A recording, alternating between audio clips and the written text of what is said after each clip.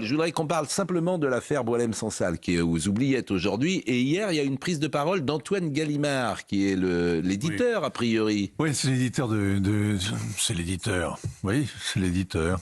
Oui. Il aurait été trahi par tout le monde, vraiment, Boualem-Sansal. C'est-à-dire Parce qu'il est laissé aux oubliettes par l'État français qui veut démonétiser cet otage. Donc le président la République n'a même pas reçu ses filles, le Quai d'Orsay ne fait rien, personne ne fait rien, avec le ministère de l'Intérieur qui s'occupe un peu des Algériens en France. Mais la réalité, c'est que ce qui s'est passé, c'est qu'il y a un groupe parlementaire à l'Assemblée européenne, au Parlement européen, le groupe Patriote, auquel appartient le Rassemblement national, a proposé pour la fin d'année que le prix Sakharov, qui est remis en séance plénière rituellement, soit attribué, pour la liberté d'expression, soit attribué donc à Boualem-Sansal. Il n'y a pas tellement de Français ou d'Européens qui soient aujourd'hui un combattant de la liberté, qui a sacrifié sa vie à ce combat et qui soit détenu par un régime policier et jeté en prison alors qu'il a 80 ans, un cancer et autre chose à faire. Donc, et il est au secret absolu. Et là-dessus, Antoine Gallimard, l'éditeur, a fait savoir que Boualem-Sansal s'opposait vigoureusement à ce que l'extrême droite puisse le soutenir. Il ne veut être récupéré par personne. Alors, il y a deux choses à dire. La première, c'est que quand on connaît Boualem-Sansal, franchement, personne ne peut imaginer qu'il ait dit ça. Parce que c'est pas du tout le genre d'attitude qu'il peut avoir dans la vie. On ne le voit pas refusant avec hauteur un prix et à dénoncer des soutiens. Il dialogue avec tout le monde, il a toujours été. Ça, c'est la première chose. La deuxième chose, c'est que c'est stupide. C'est invraisemblable. Outre le fait que ce soit unique, c'est stupide. Parce qu'il est au secret. Il n'a pas le droit de communiquer avec quiconque. Il ne peut pas écrire.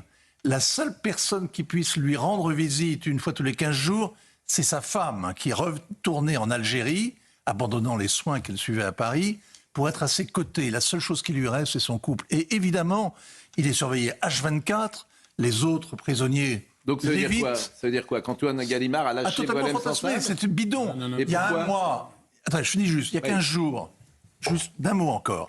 C'est une histoire incroyable d'être trahi par son éditeur. Vous connaissez beaucoup d'éditeurs qui refusent par principe qu'on attribue un prix honorifique à un de ses auteurs? On n'a jamais vu ça. En fait.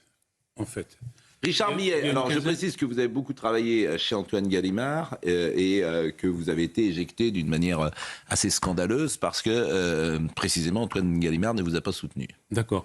Mais en fait, il y a une quinzaine de jours, nous avions beaucoup parlé de Boualem-Sansal ici même.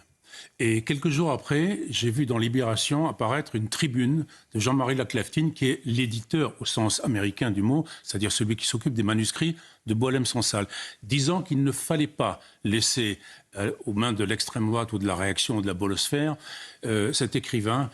Voilà. Donc, Antoine Gallimard ne fait que amplifier cette... Il amplifie deux choses. Mais il est instrumentalisé par l'Élysée? Pardon? Il est instrumentalisé par l'Élysée? Évidemment.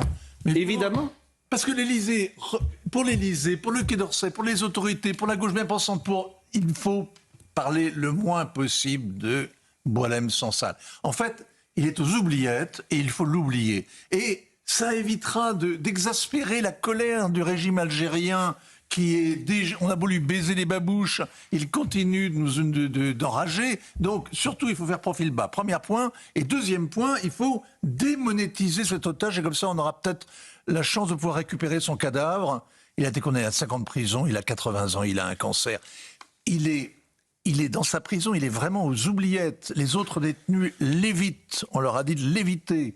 Il est dans une situation qui est, mais véritablement dramatique, alors qu'il n'a péché que par sa liberté, que par son courage.